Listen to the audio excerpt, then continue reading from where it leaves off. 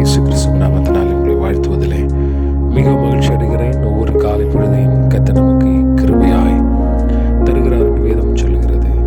இந்த தினத்தில் 94வது சங்கீதம் 19ஆம் வசனத்தில் நாம் வாசிக்கிற வேத வசனம் மூலமாக சொல்லுகிறது, என் உள்ளத்தில் விசாரங்கள் பெருகையில் உம்முடைய ஆறுதல்கள் என் ஆத்மாவை தேற்றுகிறது என்று சொல்லி சங்கீதக்காரன் சொல்லுகிறார். என் உள்ளத்தில் விசாரங்கள், என்னுடைய இருதயத்திற்குள் வருத்தங்கள், வியாகுலங்கள் பெருகுகிற பொழுது ஆண்டவரே உம்முடைய ஆறுதல்கள் என் ஆத்மாவை தேற்றுகிறது என்று சொல்லி சொல்லுகிறார். ஆண்டவரே, என் உள்ளத்தில் ஏற்படக்கூடியதான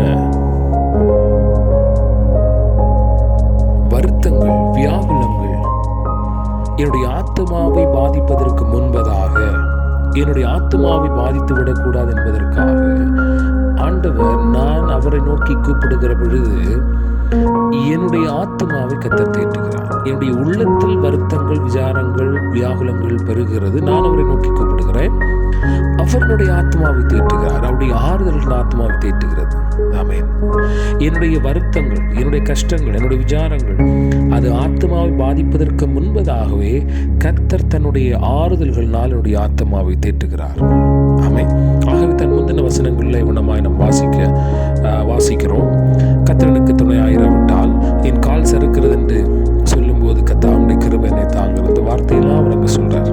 ஆகவே இந்த காலை பொழுதில் அருமையான கர்த்தருடைய பிள்ளைகளே, உங்களுடைய உள்ளத்தில் வருத்தங்கள், விசாரங்கள், வேதனைகள் பெருகிற பொழுது உங்களுடைய ஆத்மாவை ஆறுதல் படுத்துகிற ஒரு கர்த்தர் உண்டு என்பதை நீங்கள் மறந்துவிட வேண்டாம். ஏன்னு சொன்னால், ஆத்மாவில் பாதிப்பு வருகிறது என்று சொன்னால் அவன் தன்னுடைய வாழ்வை முடித்து விடுவான்.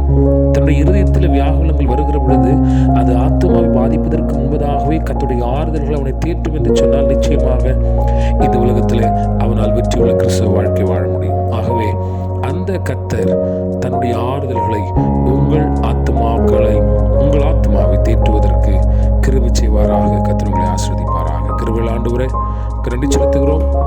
எங்கள் ஆண்டவரே ஆத்மாவை உங்களுடைய ஆறுதல்கள் தேற்றுகிறதற்காக ஸ்தோத்திரம். எங்களுடைய உள்ளத்தில் விசாரங்கள், வருத்தங்கள் பெறுகிற பொழுது அது பாதிப்படையாதபடிக்கு ஆண்டவரே எங்கள் ஆத்மாக்களை தேற்றுகிற நம்முடைய கிருபைக்காக நன்றி செலுத்துகிறோம். இயேசுவின் நாமத்தில் நல்ல பிதாவே. ஆமென். God bless you.